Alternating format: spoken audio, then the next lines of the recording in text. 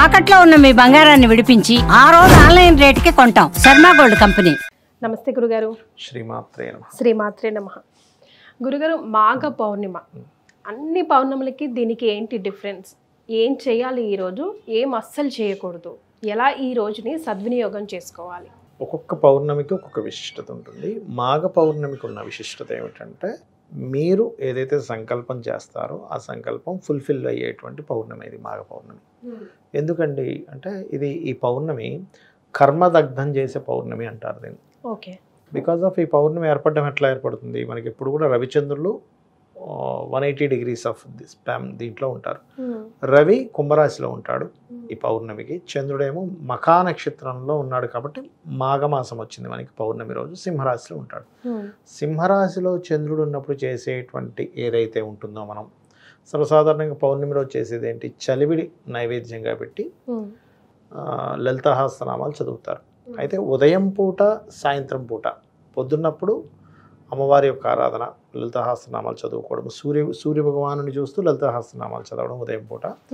రాత్రి సమయంలో చంద్రుడిని మనకి చలివిడి తయారు చేసి, చలివిడి ఒక పానకంలా తయారు చేస్తారు. పానకము, పప్పు అదేవిధంగా పప్పు గురుగారు, పెసరపప్పు కలిపేసి పెడతారు. నానబెట్టిన పెసరపప్పు లాంటిది పెడతారు. అండ్ అదేవిధంగా 2 అరటిపళ్ళు, ఆకు, ఒక్క, అగరబత్తి, ఒక దీపము, చంద్రుడినే అమ్మవారిగా భావిస్తూ లలిత చదువుతారమ్మ. అలా చేసి ఆ యొక్క ప్రసాదాన్ని స్వీకరించినప్పుడు ఏమవుతుందంటే, మనకి మొట్టమొదటిగా మనం ఏదైతే పని చేస్తున్నామో ఆ పనిలో క్లారిటీ పెరుగుతుంది. ఇప్పుడు మనకి సక్సెస్ రాకపోవడానికి ముఖ్యమైన కారణం ఏమిటి అంటే, మనం ఏదైతే చేస్తున్నామో అక్కడ ఎక్కడో రాంగ్ చేస్తూ ఉంటాం, తెలిసి తెలియక తప్పటడుగులు వేస్తుంటాం. అందుకని అది మనం టార్గెట్ ఏదైతే చేస్తామో అక్కడికి వెళ్ళదు. అదొకటే కాకుండా పాస్ట్ లైఫ్ పూర్వజన్మల్లో చేసినప్పుడు కర్మ అడ్డుపడుతూ ఉంటుంది. ఎప్పుడైతే అక్కడ అది అడ్డుపడుతుందో, మనం ఏదైతే ఇక్కడ చేస్తున్నటువంటిది సరిగా అవ్వట్లేదో అది ముందుకు వెళ్ళదు, గుర్తుపెట్టుకోండి. అయితే ఇక్కడ మీరు ఆ రోజు చేసేటువంటి ఈ యొక్క లలిత, ఉదయం సూర్యుడిని, సాయంత్రం పూట చంద్రుడిని చూస్తూ ఎప్పుడైతే లలిత సహస్రనామాలు చేస్తారో క్లియర్ అవుతుంది. అదేవిధంగా మాఘ పౌర్ణమి రోజు కేవలం లలిత సహస్రనామాలు ఒకటే కాకుండా హోమాలు చేస్తారమ్మా. ఆ రోజు హోమం మీరు ఏ సంకల్పంతో చేసి హోమం చేస్తారో ఆ సంకల్పం ఖచ్చితంగా నెరవేరుతుంది. ఎందుకంటే సంకల్పం నెరవేరేటువంటి పౌర్ణమి ఇది. పంచమేమో సింహరాశిలో చంద్రుడు ఉన్నందుకు పాపం దగ్ధమవుతుంది. ఫుల్ఫిల్మెంట్ ప్లేస్ అంటారు, అది న్యాచురల్ లాభస్థానంలో ఉన్నాడు రవి, అందుకని ఫుల్ఫిల్మెంట్ అవుతుంది.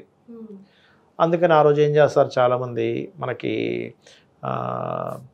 సత్యనారాయణ స్వామి వ్రతము లేనట్లయితే పాశుపతాలు ఉంటాయి.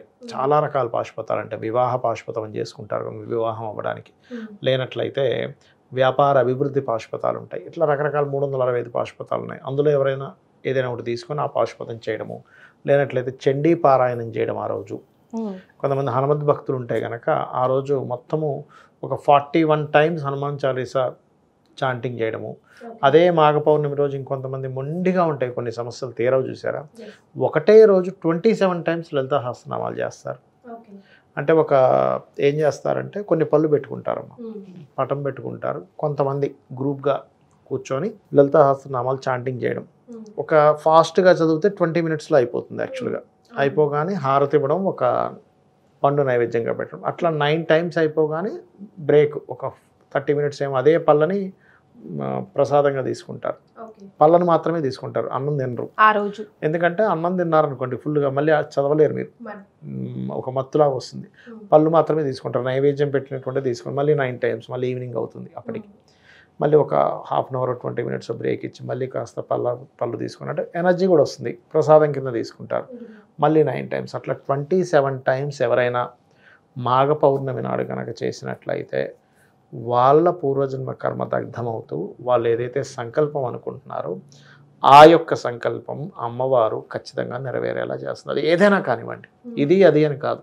అనారోగ్య సమస్యలతో ఉన్నామా క్లియర్, లేదండి మా అబ్బాయి సెటిల్ అవ్వట్లేదు, వివాహం అవ్వట్లేదు, ఏదైనా సరే క్లియర్ అవుతుంది. భక్తి శ్రద్ధ, అమ్మవారికి నేను చేస్తున్నాను, అమ్మవారు ఇక్కడ ఉంది నేను చెప్పుకుంటున్నాను, నా వంతు నేను చేస్తున్నా. ఇప్పుడు మీకు అమ్మవారు ఒక అనుగ్రహం ఇవ్వాలంటే ఏదో ఒకటి చేయాలి కదా. ఎందుకంటే మనకి లలితా సహస్రనామాలకు సంబంధించిన దాంట్లో ఈ బండాసురుడు అనేటువంటి రాక్షసుడు, విశుక్రుడు విషంగుడు అనేటువంటి 2 తమ్ముళ్ళు ఉంటారు అతనికి. అందరు దేవతల యొక్క రసాన్ని, అంటే వాళ్ళలో ఉండేటువంటి ఉత్సాహాన్ని అన్నిటినీ తీసేస్తాడు, పాజిటివిటీని మొత్తం తీసేస్తాడు. తీస్తే వీళ్ళందరూ అమ్మవారి దగ్గరికి వెళ్ళి అడుగుతారు, తల్లి ఇట్లా ఇట్లా అయింది, బండాసుడు మా ఇది అంతా చేసాం, మేమేమి చేయలేకపోతున్నాము అంటే అప్పుడు అమ్మవారు ఒక మాట చెప్తుంది, మీరు యజ్ఞం చేయండి నా గురించి, పిలవగానే రాదు. అప్పుడు శివుడు ఒక సముద్రాన్ని మొత్తం వెనక్కి పంపించి అక్కడే హోమగుండాన్ని ఏర్పాటు చేసి తన 3వ నేత్రంతో అగ్నిని రగల్చి హోమం చేస్తారు దేవతలందరూ. అంటే ఏంటి, వీళ్ళు దేవతలు వెళ్ళి అమ్మవారిని అడిగినా, అయ్యా మీరు హోమం చేస్తారని నేను వస్తా, మీరు నా గురించి మీరు తపస్సు చేయండి, తప్పించండి, అప్పుడు వస్తా, మీరు ఏదో ఒకటి చేయాలి, చేయకుండా ఊరికనే రమ్మంటే రారు. అలాగే ఒక 27 టైమ్స్ మీరు కనుక అమ్మవారి మీద భక్తితో కనుక చేయగలిగితే, ఇది కలియుగం కాబట్టి కేవలం నామస్మరణ ద్వారా ఎన్నో హోమాలు చేసిన ఫలితం వస్తుంది. ఖచ్చితంగా మీరు అనుకున్న సంకల్పం నెరవేరుతుంది. ఈ మాఘ పౌర్ణమి రోజు ఇది చేసి చూడండి, చాలా మార్పు వస్తుందమ్మా. మన తత్వంలో మార్పు వస్తుంది, మన ఐడియాలజీ, మనం ఆలోచించే విధానంలో మార్పు వస్తుంది.